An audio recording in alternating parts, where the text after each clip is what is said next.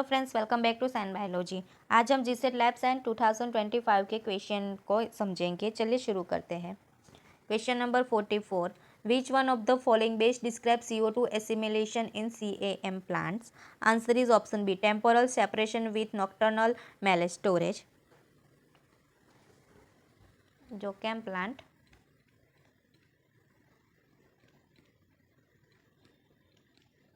Temporal separation. CAM plant desert plant होते हैं जैसे कैक्टस और पाइनएप्पल। ये दिन में स्टोमेटा बंद रखते हैं ताकि वाटर लॉस कम होता है। नाइट में स्टोमेटा ओपन होता है और CO2 को PEP एंजाइम में फिक्स करता है।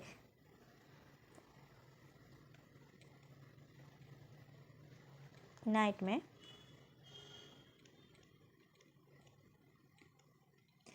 ये maleate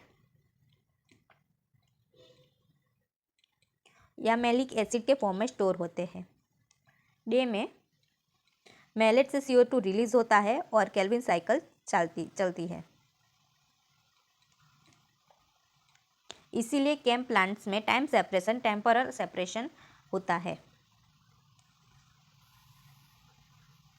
question 45, which hormone increase water reabsorption in the collecting ducts of the kidney?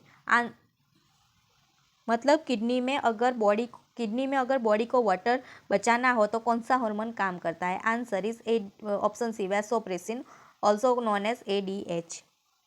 ADH collecting duct में एक्वापोरिन चैनल लगवाता है।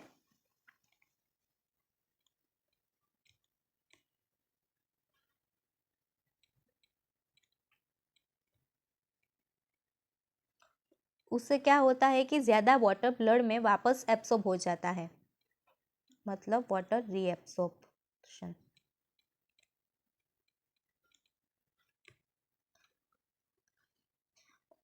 और यूरिन कम और कॉन्सेंट्रेटेड हो जाता है। Concentrated urine. Question number 46, which physiological effects describe the decrease in oxygen affinity of hemoglobin in at low pH and high CO2 levels? Answer is option C, Bohr's effect. जब tissue में CO2 ज़्यादा होता है और pH कम होता है, CO2 ज़्यादा होता है और pH कम होता है, तब हीमोग्लोबिन ऑक्सीजन को टाइटली होल्ड नहीं करता, मतलब ऑक्सीजन को रिलीज करता है।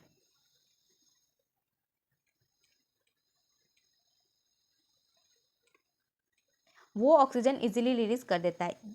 इस फिनोमिना को बोहर इफेक्ट कहते हैं। तो याद रखना, बोहर मतलब बॉडी टिश्यू को ऑक्सीजन देना। Question 47, the amount of carbon dioxide that can be transported in the blood is influenced by the percent saturation of hemoglobin with oxygen. Hence, the lower the amount of oxyhemoglobin, the higher the carbon dioxide carrying capacity of the blood. This relationship is called, answer is option C, Haldane effect. ये Bohr effect का opposite concept है। जब haemoglobin oxygen छोड़ देता है तब वो CO2 को ज़्यादा इजीली कैरी करता है।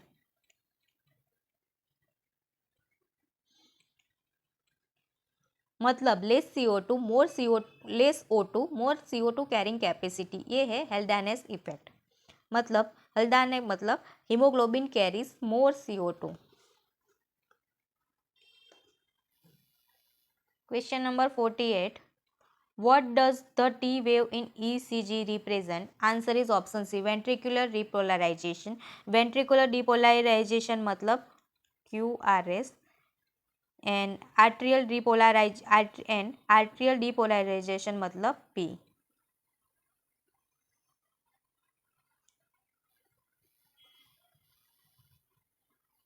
Question 49, a 25-year-old male athlete was brought to emergency room with complication of severe dehydration, low blood pressure, generalized fatigue.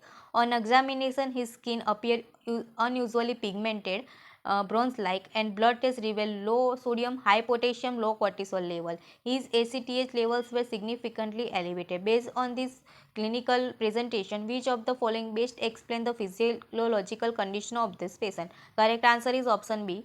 Autoimmune destruction of adrenal cortex leading to Addison disease and secondary adrenal insufficiency. Question में सबसे important clue है bronze skin, low cortisol and high ACTH.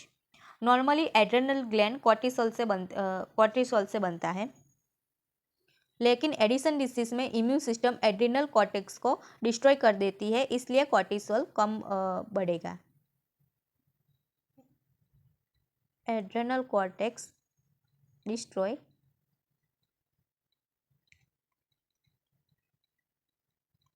Cortisol come. Pituitary सोचेंगी cortisol कम हो तो ACTH ज़्यादा release करेंगी. ACTH ज़्यादा होने की वजह से स्किन डार्क या ब्रॉन्ज होती है.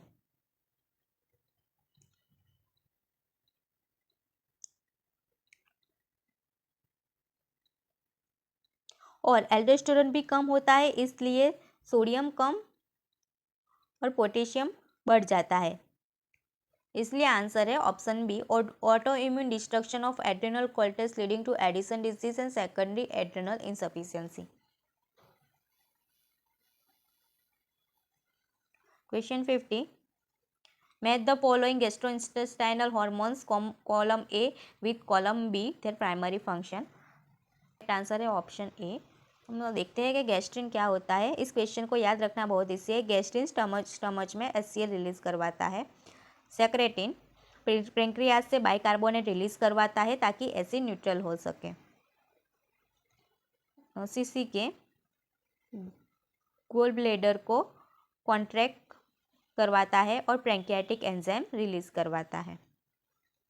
सोमाटेशन क्या करता है? स्टोमाटेशन सब कुछ स्लो करवाता है. एसिड सेक्रेशन और गैस्ट्रिक एम्प्टिंग दोनों. अगर हम इन सबको कॉलम ए को कॉलम बी से मैच करें तो हमारा आंसर आ जाएगा option A.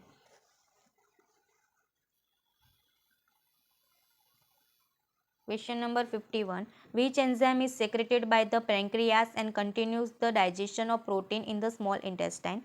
Correct answer is option D. Trypsin. जो प्रोटीन डाइजेशन स्टमच में पेप्सिन स्टार्ट करवाता है.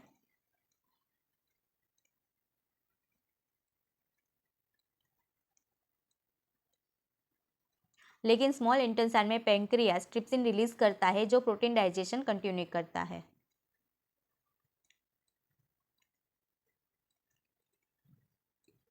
तो आंसर होगा option D trypsin.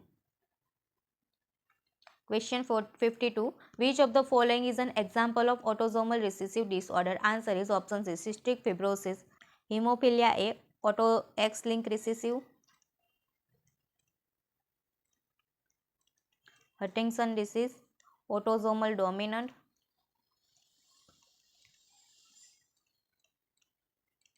Cystic fibrosis. Autosomal recessive. जहाँ पे कैरियर फादर और carrier mother. Turner syndrome chromosomal disorder. आज की वीडियो से आपके कॉन्सेप्ट क्लियर हुए हो तो लाइक ज़रूर करें.